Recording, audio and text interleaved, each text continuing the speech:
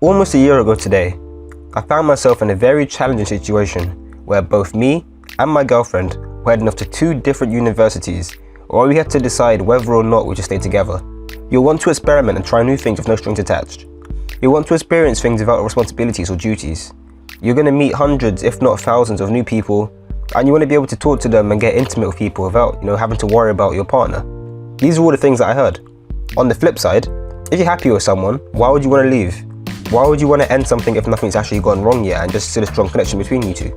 Like, what does it really take to maintain a long distance relationship?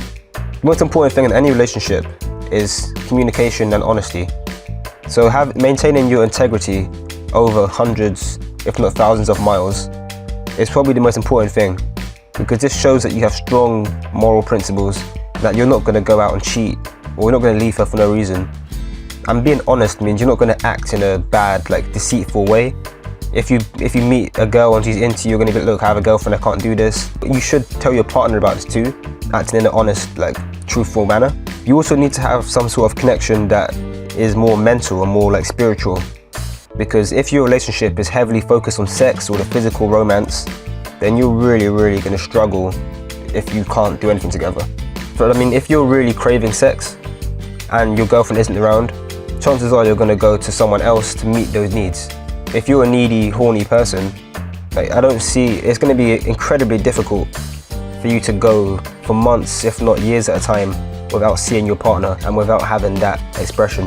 Which leads on nicely to my next point. You need to be patient. You need to have a very high level of patience, because you don't know how long it's going to be until you'll see your partner next. It could be weeks if you have the money to go to each other's unis or to go to other countries to work. Are you going to be away for a couple of days? Is she just going on holiday? Or is it going to be a couple of years? Is your boyfriend going to a university in America and you live in the UK?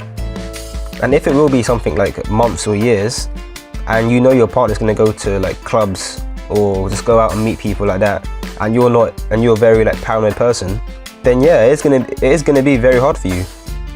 In general, if you're a needy or paranoid person, then I strongly advise you delete Snapchat or Instagram. And another thing you should consider is how long have you been together? Because obviously if you're married, then you shouldn't divorce just because of a couple months away. So what are the benefits of a long distance relationship?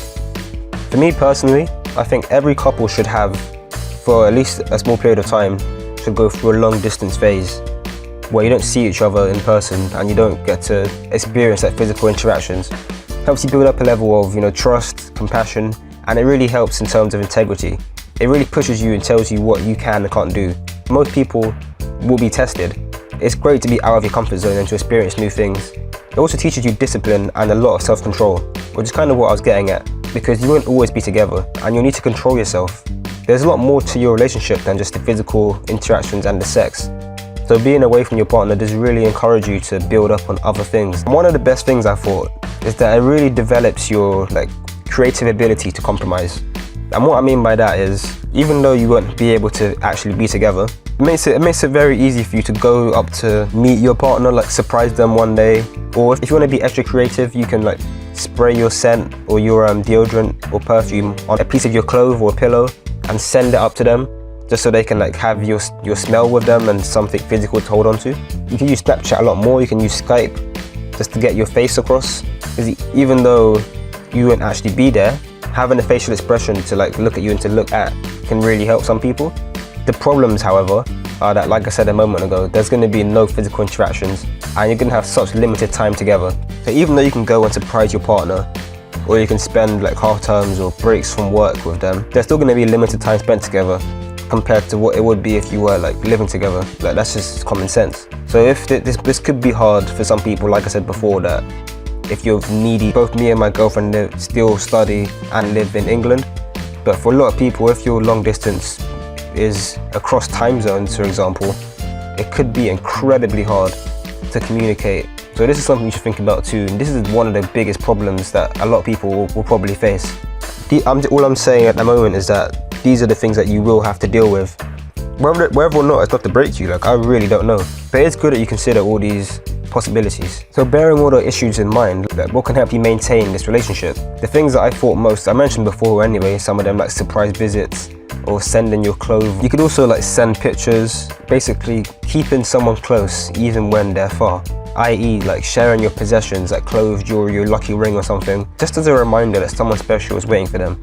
It's a typical like standard case of association. If you buy someone their favorite mug, every time they see that mug they're going to be reminded of you, and that could be really powerful in the circumstance here where you can't see them. Like a lucky ring, like I said before, jewelry or clothing. It's also good to have a plan for the future together whilst remaining yourself in the present. So what I mean by this is, while you're away, live your own life and win your own battles. You know, get that degree, get that dream job. Don't worry about the things you can't control, like going up all the time.